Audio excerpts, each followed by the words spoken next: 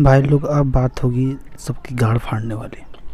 क्योंकि सभी लोग कहते हैं कि भोजपुरी के बादशाह हाई हाई फलना है, ढकना है, चलना है।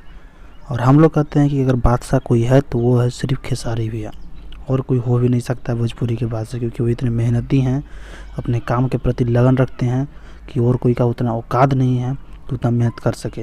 वो काम से जवाब देते हैं, ना ही हल्ला मचा कर यह कर दिली वह कर दिली, वैसे ना।